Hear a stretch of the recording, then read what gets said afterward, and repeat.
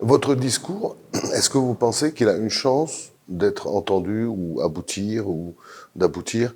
Parce qu'on a l'impression quand même que ce qui se discute, c'est entre gens puissants, les Occidentaux, le Hezbollah, l'Iran, les Saoudiens, et qu'un homme politique libanais comme vous, tout compte fait, avec ses idées, il ne peut pas faire bouger grand-chose, peut-être. J'ai peut-être tort.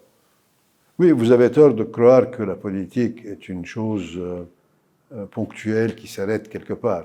Nous nous réveillons tous les jours et moi je rentre sur mon application d'ici Beyrouth et je vois de nouvelles informations. Il y a rien qui soit figé. C'est bien de l'avoir téléchargé, c'est très bien. Oui. Il y a rien de figé, je veux dire, surtout dans une période transitoire. Moi, je crois que nous sommes dans une période où il y a une recomposition du monde arabe. Ça ressemble un tout petit peu à ce qui s'est passé il y a 100 ans. Après l'effondrement de l'Empire ottoman et la mise en place du mandat britannico-français, nous sommes rentrés dans une recomposition du monde arabe et une recomposition aussi du positionnement du Liban, de son orientation économique, de son orientation culturelle, de son orientation politique en 1920. Aujourd'hui, cette région ressemble à ce qui s'est passé après l'effondrement de l'Empire ottoman. Il y a effondrement de l'ancien régime arabe et il y a des forces montantes non arabes comme Israël, la Turquie et l'Iran qui essaient de combler ce vide qui a eu lieu après l'effondrement du monde arabe. Il y a l'émergence d'un nouveau directoire politique arabe jeune comme Mohammed Ben Salman et Mohammed Ben Zayed qui pour eux les priorités sont différentes de la priorité de la génération de leurs parents. Par exemple, la question de la Palestine qui reste très importante, mais qui n'est pas la priorité des priorités. La priorité est de faire partie de ce nouveau monde, de faire partie de ce nouveau système mondial qui s'appelle la mondialisation, et de se présenter comme étant des gens qui peuvent composer avec cette mondialisation sur le plan économique, culturel, monétaire, bancaire. Bon, dans tout ça, dans ce remodelage, rien n'est figé. Les choses ne sont pas noires ou blancs, les choses peuvent aller de l'avant. Il y a 2 mois, le président français avait décroché un contrat pour le compte de Total Energy de 37 milliards de dollars en Irak. Et on avait cru que la France était pro-iranienne dans la région.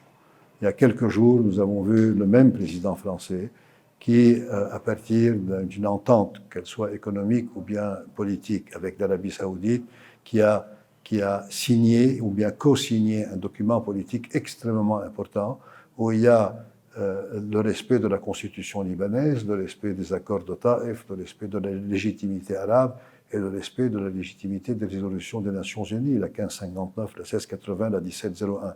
Donc ce qui était presque impossible il y a 2 mois avec le président Macron, avec la position officielle de la France, aujourd'hui est devenu possible. Et demain, il peut changer. Donc les choses changent, ce n'est pas vrai.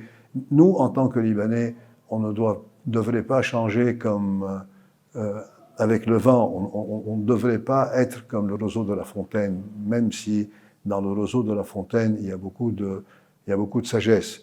Mais sur les principes du Liban, sur les fondements de base de ce pays, sur la souveraineté de ce pays, sur l'indépendance de ce pays, sur le rôle de chaque communauté qui, eux, ont donné beaucoup. Ce n'est pas vrai que l'histoire de ce pays, l'histoire contemporaine de ce pays commence avec Hassan Nasrallah et va se terminer avec Hassan Nasrallah. Avant Hassan Nasrallah, il y a beaucoup de gens qui ont versé du sang pour la souveraineté de ce pays, pour l'indépendance de ce pays. Et après lui, il y aura beaucoup de gens aussi. Donc, cette prétention que le Hizb est en train d'essayer de présenter aux Libanais et de dire le jour où vous étiez en train de faire de l'argent à des bénéfices avec des intérêts hauts dans le secteur bancaire, moi j'étais en train de combattre pour le Liban et donc j'ai aujourd'hui la légitimité de pouvoir gouverner ce pays, elle est caduque.